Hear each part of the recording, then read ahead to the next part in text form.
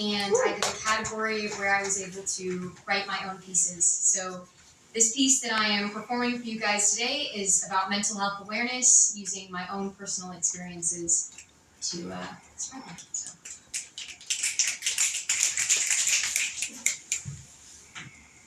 Tiny sparks lit up throughout my body, my hand shaking, and my breathing rapidly going in and out in uncontrollable shapes.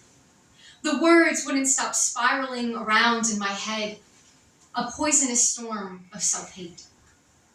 The harder my breathing got, the stronger and brighter the sparks would get. I needed to make it stop. I wanted to make it stop. This is your fault this is happening. You chose your actions. You are the reason that you're freaking out. Other people wouldn't freak out like this. Why are you freaking out? Stop! Stop! Stop! With each word, the sparks grew and grew. My breathing got shallower and shallower. I gripped the rug in a desperation. I didn't know how to make it stop, even though this had happened before. This was normal. My normal. I was having a panic attack. The word crazy has always been a threat to my existence. Its meaning twisted and used to harm the image in which I created. It was uttered like a curse, a punishment hissed through clenched teeth. It was a reprimand for forgetting the most simple thing. Don't break. In middle school, I started to notice that I was a little different than my peers.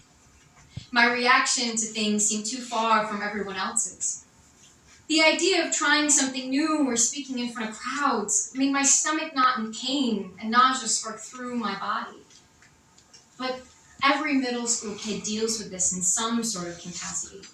So I thought this reaction was completely normal. It wasn't until I was stuck home for a year that I thought that maybe it was more than that. One of the most difficult parts about COVID for me was that I enjoyed it. The feeling of not being around others and having to socialize felt like a break, a breather. I thought everyone felt like this, that we were all letting out sighs of relief in the morning with the idea that we didn't have to see other people.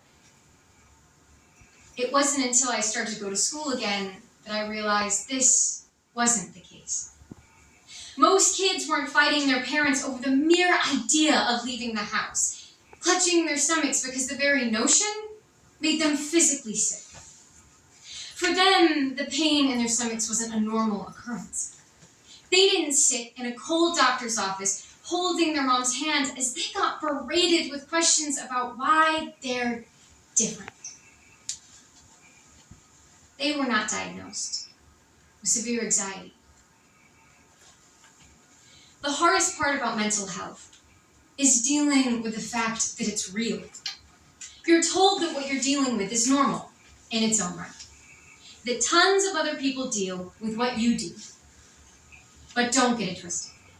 It's not the norm. I'm not supposed to feel this way. I'm still different.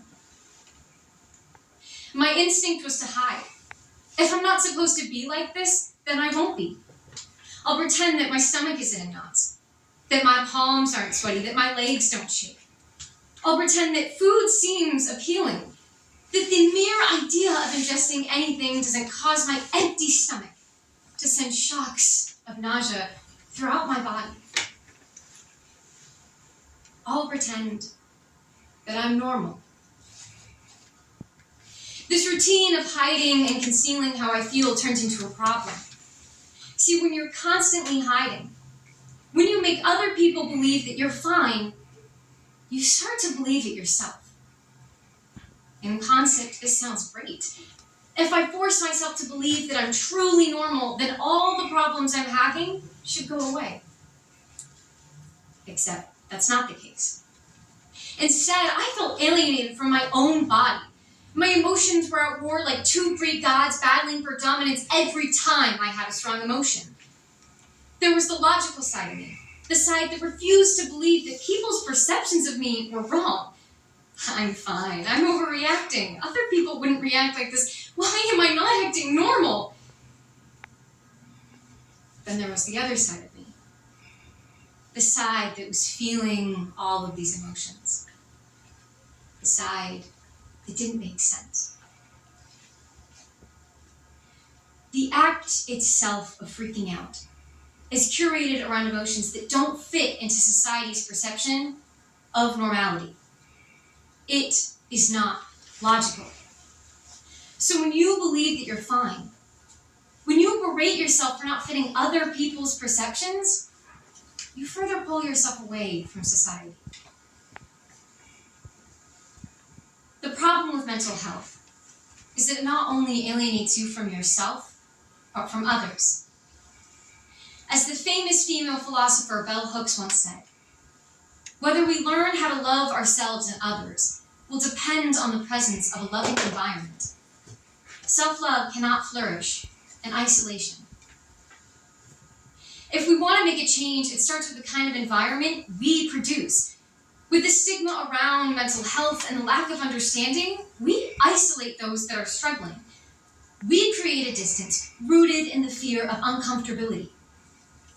The idea of the unknown, frightening enough to keep people away. To change this, we have to allow ourselves to be uncomfortable, to be vulnerable. We have to want to strive for change. Mental health is not going to just naturally get better. Change can only happen the more that we talk about it, the more information we spread, and resources we fight for. So I ask you today, how do you plan on making a change?